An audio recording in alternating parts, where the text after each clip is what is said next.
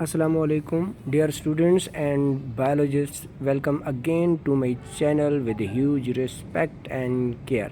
I am Professor Mujahid Iqbal. I am going to teach you biology with each concept to be cleared with the best of my efforts. Let's start with chapter number 3 और lecture number 1 है हमारा।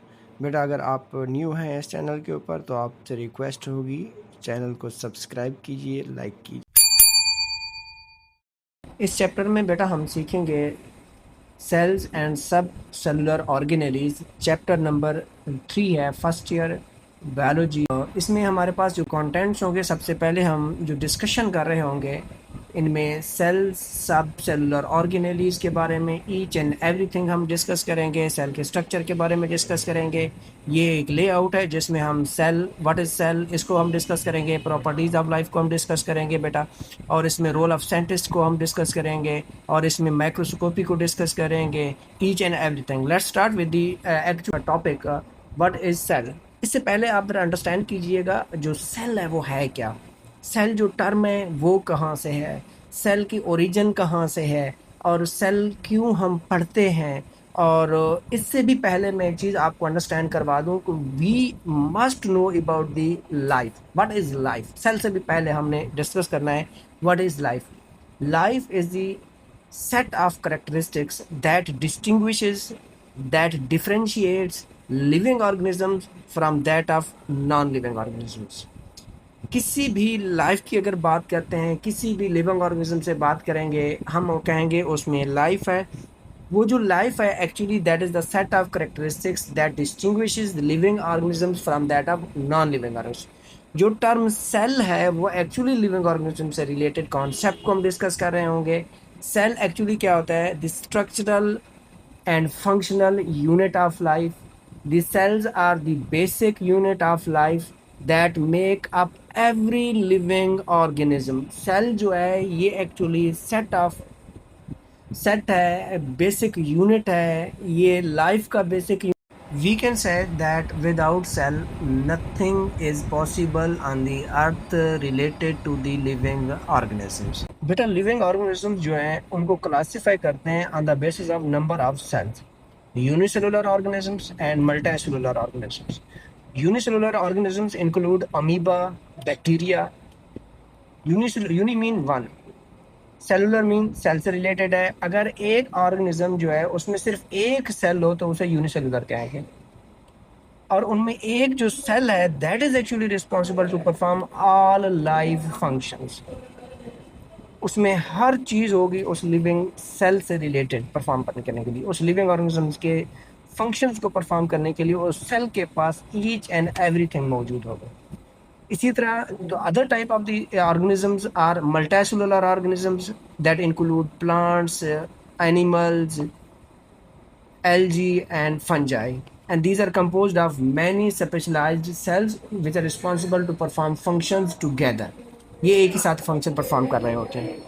इसमें हम बात करते हैं, देखें एक साइड पे सेल जो है ना ड्रा किया हुआ है, इसमें एक सेल है, इसमें सेंटर में न्यूक्लियस है, न्यूक्लियर पोर्स हैं और न्यूक्लियर एनवेलप है, इसमें एंडोप्लाज्मिक रेटिकुलम है, गोल्गी ऑपरेटस है।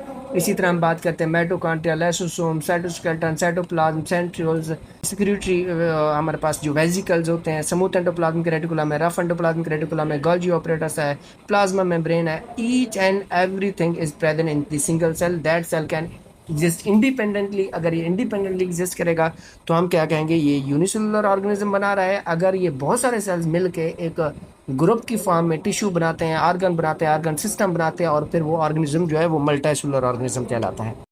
नेक्स्ट है हमारे पास बेटा लाइफ।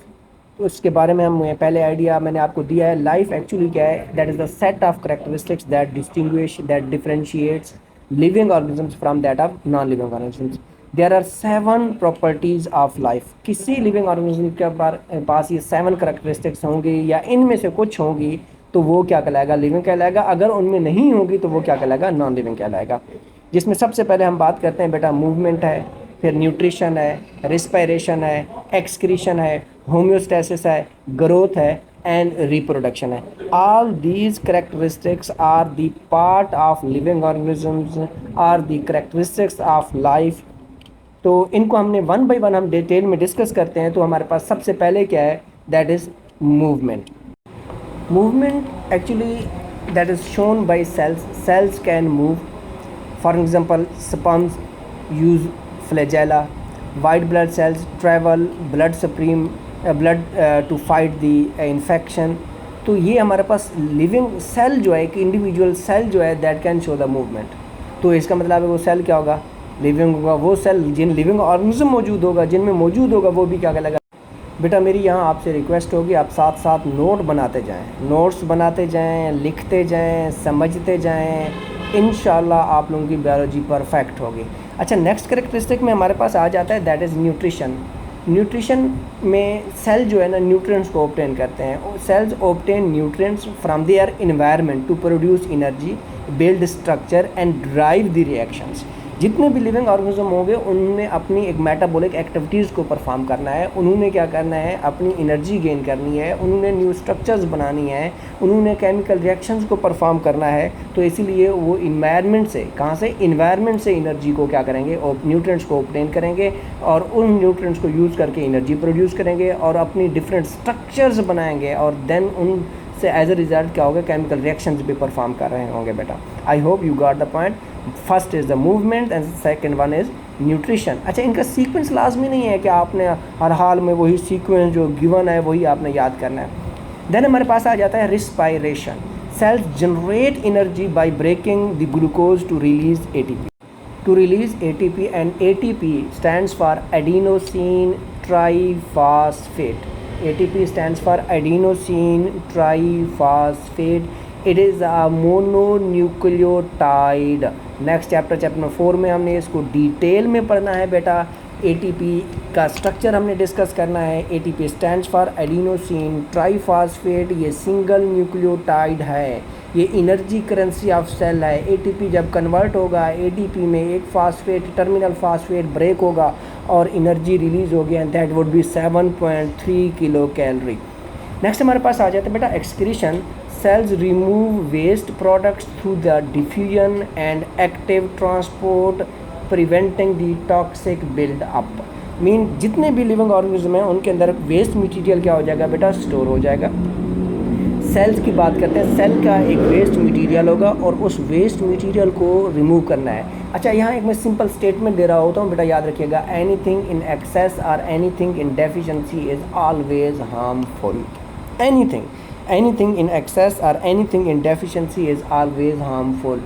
अगर वो चीज़ डेफिशिएंसी में है उसे सेल या लिविंग ऑर्गेनिज्म गेन करेंगे, अगर वो एक्सेस में है तो उसे रिमूव करेंगे। तो सेल के पास अगर वेस्ट मटेरियल होता है तो उस वेस्ट मटेरियल को 2 वेज से रिमूव किया जाएगा। रिमेंबर, 2 वेज से रिमूव कर दिया जाएगा। दैट कैन बी डिफ्यूजन और that can be active transport. Active transport requires energy and as a result क्या होगा, इनको रिमूव किया जाएगा ताकि सेल के इनसाइड वेस्ट मटेरियल क्या हो, वो एक्यूमुलेट ना हो जाए। राइट। देन है हमारे पास होम्योस्टेसिस। द मेंटेनेंस, इसको डिफाइन मैं कर देता हूँ। The maintenance, the regulation of internal environment from the harms of fluctuations in an external environment. जो इंटरनल इन्वायरमेंट है उसे बेटा हमने क्या करना है, रेगुलेट करना है। क्यों रेगुलेट करना है? अगर एक्सटर्नल इन्वायरमेंट में कोई ऐसी चेंज आ जाए जिसकी वजह से इंटरनल इन्वायरमेंट भी डैमेज हो सकता है तो उसे हम क्या कहेंगे, होम्योस्टेसिस कहेंगे। Cells maintain stable internal environment by regulating the movement of the substances across the membrane. जो मेम्ब्रेन्स होगी, सेल मेम्ब्रेन होगी, उसके अक्रॉस मेम्ब्रेन के अक्रॉस मटेरियल्स को ट्रांसपोर्ट करना है और एज अ रिज़ल्ट जो वेस्ट है उसको रिमूव करना है, जो रिक्वायर्ड चीज़ें हैं उनको इनटेक करना है। एक्स्ट्रा वाटर आ गया उसको रिमूव करना है, वाटर की डेफिशिएंसी होगी उसे इनटेक करना है। तो टेम्परेचर बॉडी का ज़्यादा हो गया उसको एक्स्ट्रा हीट को रिमूव करना है। अगर टेम्परेचर कम हो गया है तो एनर्जी को गेन करना है। तो ये सारा का सारा किस में आता है, होम्योस्टेसिस में आ जाता है। नेक्स्ट हम बात करते हैं बेटा सेल ग्रोथ। ग्रोथ जो है, सेल क्या करते हैं, ग्रो करते हैं by taking in the nutrients and converting them into the cellular components। किसी भी सेल ने ग्रो करना है तो डेफिनेटली एक सेल ग्रो करेगा तो टिश्यू ग्रो करेगा, ऑर्गन ग्रो करेगा ना।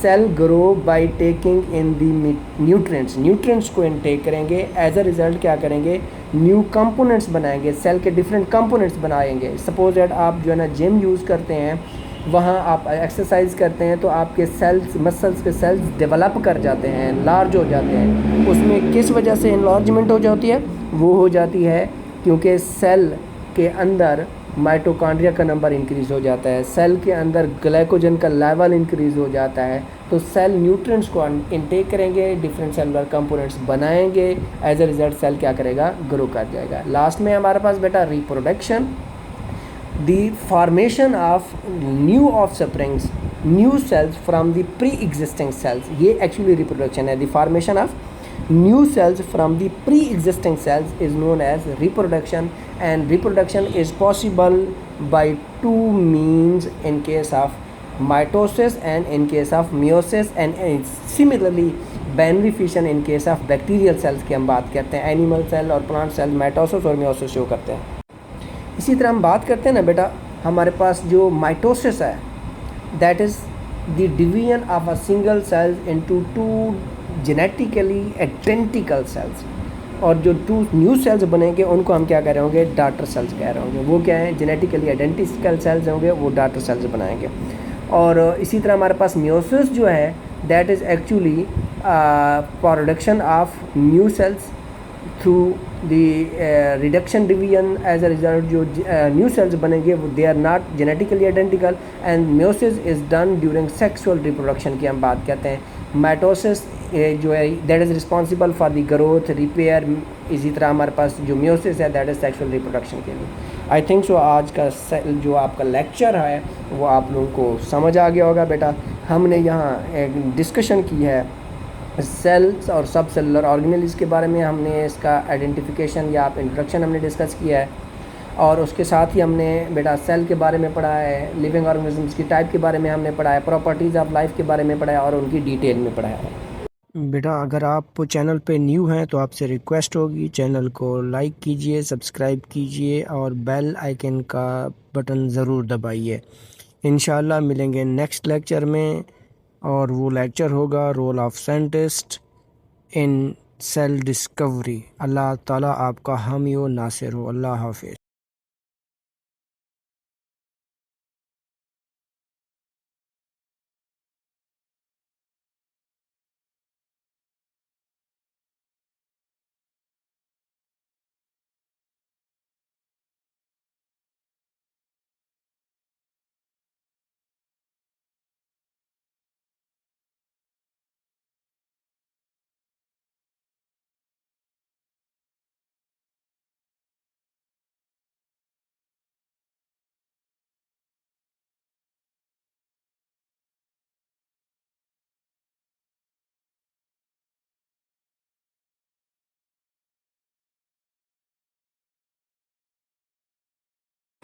और हमने उसके डिटेल के बारे में डिस्कस किया है। इंशाल्लाह आप लोगों को ये मेरा लेक्चर समझ आ गया होगा। For any assistance, for any information, you can feel free to contact me. I am always available for the betterment of my students. I am old Ravian. You can enjoy my lectures, you can contact me, you can text me, you can comment, and you can give the positive feedback. I will always acknowledge it. Thank you so much. Allah Hafiz. See you in the next lecture. Next lecture हमारा जो होगा बेटा, that would be about cell theory.